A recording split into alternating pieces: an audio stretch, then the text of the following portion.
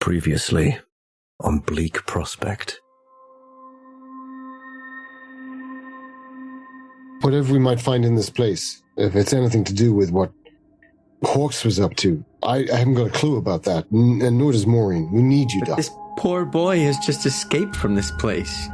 You saw the state he was in when he stumbled into the road. He'd just run away from here, and we've brought him right back. Are you saying this place did this to him? Well, do you have any different idea? Help me. Help, please. Who's there? Who's there? Didn't Rothstein say that he got himself killed, probably?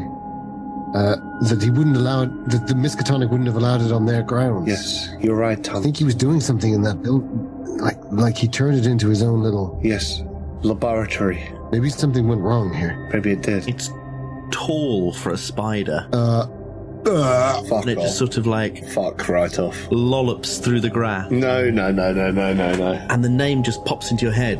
Tillingast Resonator. While we're here, Thomas, and then I dash away from you and I try and just put my hands over my eyes and just try and see what's in the glass. I saved the baby. I've got it. It's all right. I've got the baby. Esther, come on. Esther. Please, Esther.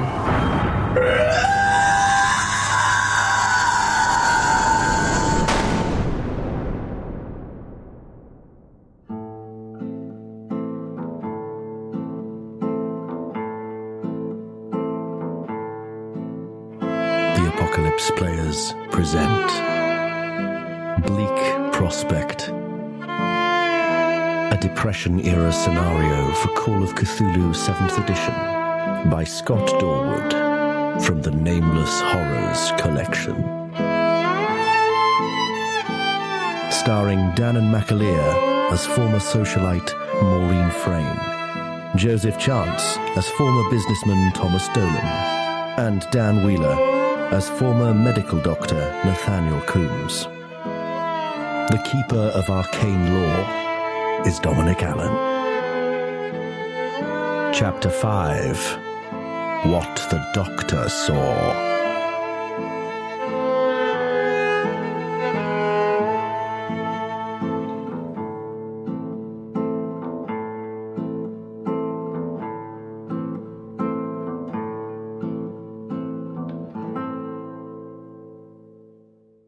We pick things up outside the house.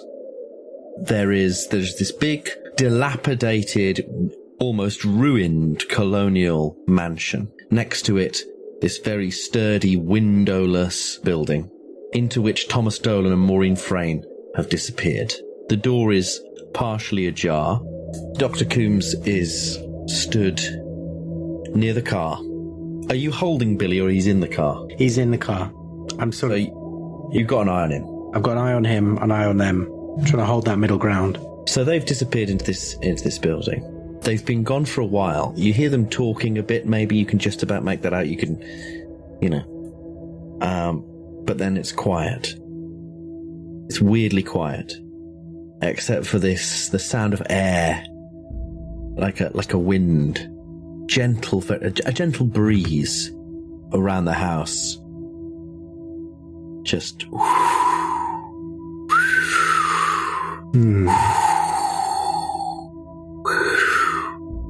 Can you give me a medicine roll? Yes, I'd love to. Yep, that's a regular success. Your attention is drawn to the car window, and you look at Billy Spitzer curled up on the back seat.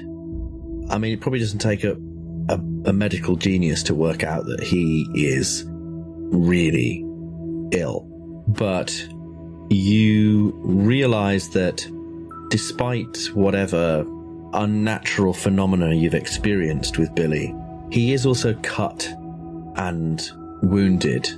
You've tried to patch him up as best you can, but it occurs to you that he needs a hospital in the next couple of hours, really. Yeah. Well, I wanted to take him straight there, you'll remember. Well, I mean, you've got the means. I know, but I'm thinking, I'm weighing up my... Don't have the means, mate.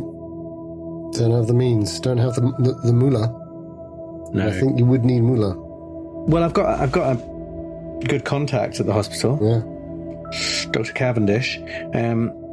But I think I'm weighing up the ethics of this boy in the back of the car who's in a bad way anyway.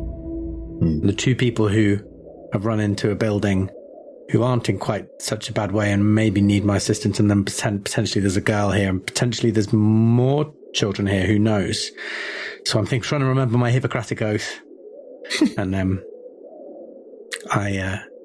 they've been gone. If they've been gone a while, I think I just open the door a touch and I say, "Hold on, Billy.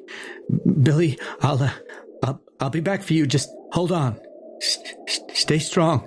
And he says, please, Doc, help. And then a bit of bloody sputum he coughs up. And as he does, as his body convulses, this sort of little shower of skin flakes falls off of him. Oh, God.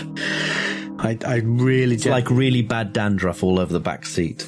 I really gently dab his mouth, like so carefully, because I don't want my hand to phase through his face. And I sort of equally gently brush his forehead, sort of to brush his hair off his forehead. As you do, all the skin sort of sloughs off. Oh, my God. Not all of it, but, a good amount. Enough to be upsetting. Enough to be upsetting. And his skin feels papery and... You've got to stop using the word sloughs. Can I make a formal request that you never use the word sloughs again? It's too disturbing. I really enjoyed it. I think in my heart of hearts, I know that even a hospital might not be able to do anything for this boy. Mm-hmm. They could bandage up his wounds, but he's got a very, very bad case of what we are all suffering from in the camp, as far as I can tell. So I sort of close the door and kind of wipe a tear away from my eye and cock my revolver and start walking towards the building where I've seen these two go. As you do, you hear a voice that you may or may not have heard before in the grass. Help! Help! Is someone there? Help, please. Please help me. Without stepping off the path, can I see anyone in the grass? I need a hard spot hidden. Okay, great. No good. No good. So I'll just say, who's there? What affliction are you suffering from? It's me, Johnny Reese. Do you know me? Do I know him? Who's that? You give me an education roll. You might know him. Regular success on my education? Yeah, you've heard of this guy. He's a local homeless guy. He's been around the town for ages. Obviously, he was hanging around homeless before the Depression really began. Right. He's a fixture, a local fixture. Right. Johnny, can you crawl this way? Follow my voice. Crawl towards my voice. I can't move. Mister. There's something wrong with me. What's wrong with you, Johnny? Oh, I can't breathe too good. There's something inside me, mister. Hold on, Johnny. I'll get help. I say. I lie. And I carry on down the path towards the building. As you move towards the building, you hear something strange coming from inside it. You hear raised voices. Not shouting, but just raised, but you can't make out what they're saying. Do I recognize the voices? Yeah. You're fairly sure it's Thomas and Maureen. And then you hear a gunshot and a smash. Then it sounds like maybe sobbing, maybe soft laughter. It's really hard to be sure. And then there's this unnatural scream. Really horrible, long, weird scream. It's not something you've heard before. Or is it? Give me an intelligence roll. Okay. Yeah, that's a hard success on my intelligence. With a hard success, you realise you have heard it before. You've heard it in your dreams, in your nightmares. But then, I'm going to say with the hard success, there is an element of doubt even to that. That maybe it was in between dreams. Maybe you've heard it just before you've dreamt in the real world, but it's definitely not been made by. You don't know how a person would scream like that. The scenario is so horrible because you look at your sheet and it has no answers for There's you. really very little to rely on, isn't there? It's It like has no answers. it's got no answers. It's worse than it being me, like dressed how I am right now, carrying nothing. And we all know that Worse that's, than that. you know, that is kind of our worst We all know how useless I'd be. nightmare would be. You aim for your investigators in this game to at least have some skills or possessions that will elevate you above your Your own self. base, useless self. This is the reverse. I don't know what you're talking about. For me, Maureen's far more skilled than I am. And then it's coupled Same credit rating as well. with the fact that, like, not even my knowledge of the mythos is going to help me because this is something none of us have encountered before. It's horrible. Yeah, it is genuinely.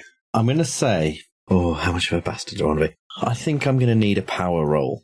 Yeah, But fair enough. because of where you are, I only need a regular success. Oh, gee, thanks.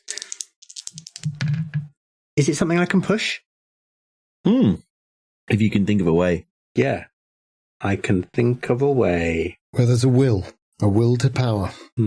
I think I hear this horrific scream and I summon up all the pain that I've been bottling up as a doctor treating these poor people in this shanty town in Hooverville for over the past year, however long, seeing like death and pain daily and trying to not show any pain. And I respond to this horrible scream with my own guttural expression of rage and grief against the circumstances that we find ourselves in, innocent people find ourselves in. So I let out this almighty scream, primal scream. Fantastic. And it makes me feel powerful. And I pass my power. Nice. You scream back at whatever this thing is, and it's enough to subdue the sound in your own ears. So you just focus on your own scream and all these thoughts that come up and feelings. And you feel dizzy and you feel nauseous. And suddenly a headache, like a, what do you call them? Like a stress headache passes over you really, really sharply. And you think for a second you're going to faint. But then you steady yourself and you keep breathing and the feeling subsides. You still feel dizzy and a bit sick, but the pain goes away and you realize you're not going to pass out. And now I yell, Maureen! Maureen! No answer comes. Dolan! Dolan! There's nothing. Is the door ajar to this particular? Yeah. And it sounded to me like the scream was coming from within this building, right? Yeah, for sure. Fucking hell. Am I close to the other buildings as well? The other little outhouses? Yeah, they're not too far away. I think I might sort of like maybe I'll circle round this building. Is it like a round square? It's rectangular. And it's square, in fact. It's pretty much square. Relatively small. I think I can tell you the exact dimensions, actually. Just trying to picture whether it looks like a sort of one-room building or whether it's a complex. Let's not get into multiple dimensions. It's, 20 foot long on each wall. So not enormous. No, fine. So maybe a big room. It might just be a big room, like Might just be a big room. Like a barn. I've heard this horrible noise from in there. So why would I want to go in there? Why would I want to go in there? Because we're in there. Save us. No, I'm joking. Well, I'll circle around it, looking to see if there's any windows, anything other than this obvious door. There isn't. As you make your way, sort of picking through the grass around the building, the only thing you notice are thick electrical cables running from the sheds to this building. They also seem to run to the house, but there's no windows or doors except the door that's ajar. I'd like to follow one of the electrical cables that goes to one of the sheds. Sure. So there are two large wooden sheds next to each other. There's a smell in the air, a little bit like diesel. Old diesel. Okay. Does it smell like it's coming from one of them in particular or both of them? No, it's just a general smell in the air in this area. Fine. I go up to one of the sheds and see if I can open the door. Yeah, the door opens easily. I mean, it creaks, but it opens. And inside is 2 diesel generators. There's also other stuff in here. The sort of things you'd keep in a shed, really. There's lanterns, lamp oil, gardening implements, quite rusty looking. Picks and hoes and that kind of thing. Various tools that you'd have domestically. And there are 5 large drums, big metal drums, that you presume are fuel. Diesel. Yeah. Diesel, yeah. And maybe I'll go and give them a little tap and see whether they're full or empty. Most of them seem to be full. One of them is more or less full. Okay. Does it appear to me that the generator is running power from here to the building rather than vice versa, right? Yeah. Yeah. It seems that, assuming the other shed also has 2 diesel generators, it seems like these sheds power that building and the house. Right. Do you have any electrical repair or anything like that? Or mechanical be the repair? base. I might as well roll. Or a hard education roll. Well, I've rolled an extreme education, or I probably passed anything. I rolled a 10, so I probably passed Amazing. Anything you like, even the base. It occurs to you that these must produce more electricity than a house, even of this size, would ever need. Yeah. It's a lot. Yeah. So, 2 things occur to me. The first is, what time of day is it? Is it dark? Could I make use of one of these lanterns? It's not completely dark yet. It's probably getting on, and it is winter. I think I might prepare or winter myself is nearly on. with a lantern. Yeah. Fine. And then the other thing is there an obvious way to switch this generator off? The generators aren't on. Oh. Yeah. Oh. But it appears there's an easy way to turn them on. Huh. Easy way to turn them on. In a way, perhaps things can't get any worse than they are already. Famous last words. I'm going to switch them on. So you turn them on and they begin to chug, chug, chug, chug, chug, chug, chug. They seem to be in perfect working order. And I immediately stick my head out the door and see whether there's any movement or noise from the building where my friends are, where I think my friends are. There's no noise from that building, but you do notice that the main house, some lights come on upstairs in the upstairs windows. And probably the downstairs windows as well, some of them. I'll go into the other shed and switch on the other generator. Other generators. Chugga, chugga, chugga, chugga, chugga, chugga, chugga, chugga. And now I will go back to the scary building. Excellent. So, you make your way over to the building and you find yourself at the threshold of the door. The lights are on, I think, because I think, Thomas or Maureen, did you try the light switch when you were in there? We didn't because there was no power, so... Yeah. We But did you try it and then discover there was no power? If there was a switch, I'm surely sure we would have done. Yeah, because we were using the lighting method, weren't we? We were. Yeah. We'd taken the pampas grass and lit the pampas grass in these sort of erupting bursts of light Yes. that then fade very quickly. I could almost see those clumps of ash flying through the air thick, fast, as the thing sort of evaporated and cast terrifying shadows.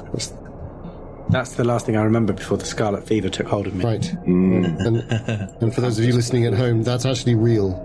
That we think he has got scarlet fever. Yeah. We think. You've not missed a point of the story. That's Dan. The four of us are doctors. We do know what we're talking about. Oh, no, we're not.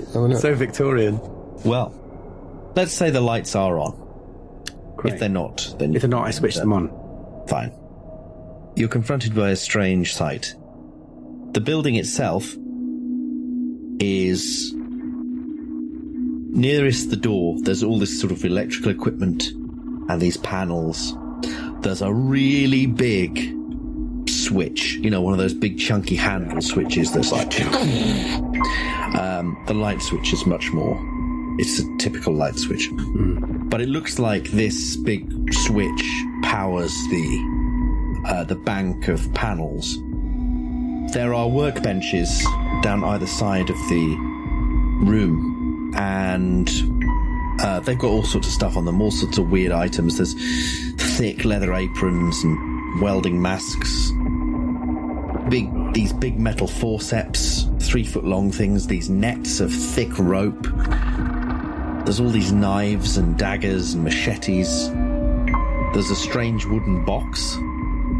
In between the workbenches is a huge circle of metal with sort of electrical equipment attached to it. And the circle of metal is warped. It's sort of twisted like a crisp, like a Pringle.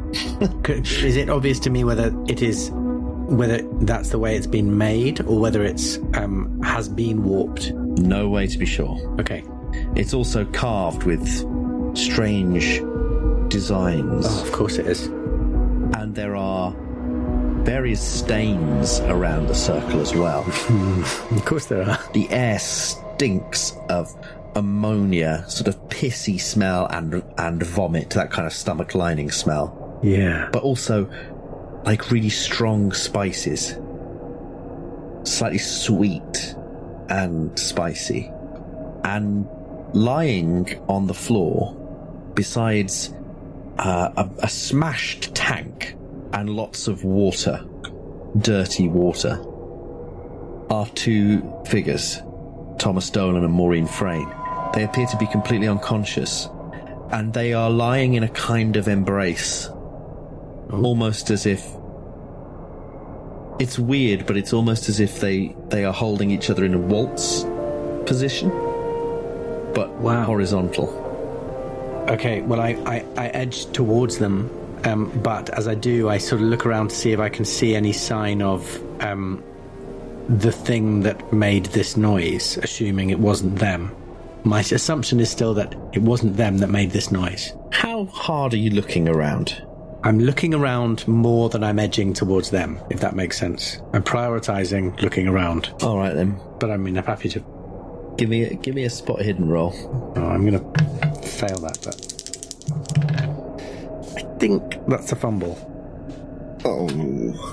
Because the base spot hidden is 25, and I've rolled a 98. That is a fumble, isn't it? Yeah. Yeah. So you're looking around the room, trying to see if there's something in here that made that noise as you approach your friends.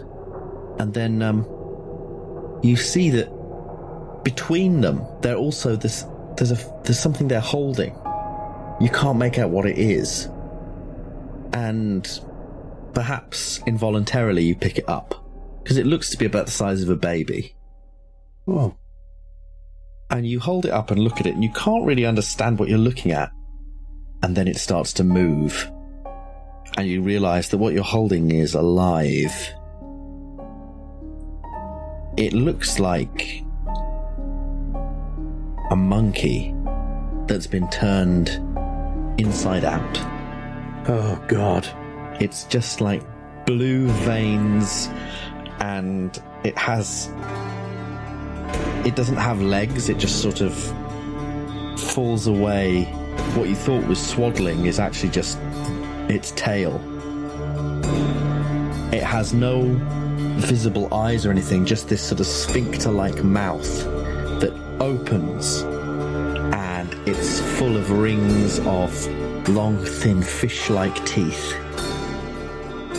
And it gurgles slightly at you. And I think, seeing as it's a fumble, I'm going to ask for a sanity roll, and the consequences of failure might be bad. Yeah. Yeah. It's a big die roll. Can I, before I roll, can I ask you, because I went in holding a lantern and a gun. Mm-hmm. The lights are on, so I suppose it makes sense that I put the lantern down and I'm still holding the gun. Sure. I don't know whether that's going to work in my favour or not. Probably not. Disastrous. Yeah. Like in the Xbox game of Call of Cthulhu, where if you spend too long in one room, he kills himself. I feel like this is a question that I shouldn't have to ask at this stage in our careers, but can I spend some luck on my sanity roll? No, sadly not. No, that's a shame. I have failed by 4 points. Oh, Shit. That is cruel, isn't it? Are you insane? I can't remember. Not yet. Yeah. No, but I am... He's the only one of us who had lost any sand up until this point. No, I'd lost lots. Yeah, you're the only one. yeah. Oh yeah, I see. No, I'm only 1 point away from insanity, so I'm fucked. Oh boy! I'm on 33 and I started with 40, so yeah, I'm fucked. It's maximum damage, isn't it? Maximum. Nearly. Maximum sanity. You lose 5 points of sanity. I mean, 1 would have done it, so Yeah. but it's 5, so it's Guaranteed bout. About and indefinite, right? That's what. the double whammy. Oh, fuck. This is horrific. The system wins. Party wipeout. Full party sand wipe out, really. Haven't had one of them for a while. We'll see. You did warn us, perhaps 4 would be useful. Yeah. Yeah. In your defense, Dom. And we went, it'll be right. Yeah. So you... Oh. Tricky. See you next week, guys. I think what happens is... Obviously you're horrified by this thing. And taking stock of the room, you realise it's some kind of heinous experiment that shouldn't be allowed to live. You forget your Hippocratic oath in this moment, if it applies to these sorts of things. And you carry it at arm's length into the centre of this circle and put it down. And you back up to the wall and hoping that electricity will course through it and destroy it. You pull the switch.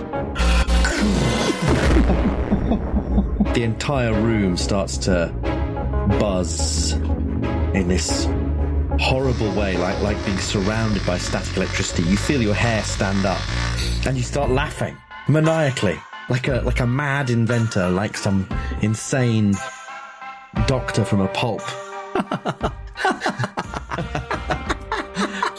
Your gun flies out of your hand as it it's got this sort of powerful magnetic pull on certain things, and yeah, your gun flies out of your hand. Thomas Dolan's belt, he sort of gets dragged slowly towards the metal circle by his belt buckle. You can oh god. The thing sort of gurgles happily as you're laughing, and yeah, things start to move like everything's shaking and vibrating, and everything's blurry, and the hum, the noise of this thing is subsonic. You feel your bowels loosen. It's a brown note. It's a brown note. Every internal organ is vibrating. Your heart feels like it's going to explode. And you feel this sense of wrongness and terrible anxiety. But it's mixed with this kind of mania. There is this heat haze, like I say, everything's blurry, and then this sickly yellow light starts to form above this metal disc. And then you see things moving these weird shapes floating in this column of sickly yellow air. Weird, unnatural things. Legs and eyes and just amorphous shapes, twisting and contorting and cavorting in this horrible saraband. And then you flip the switch and it goes off. And the thing is gone. It's all gone. And you collapse to your knees and weep.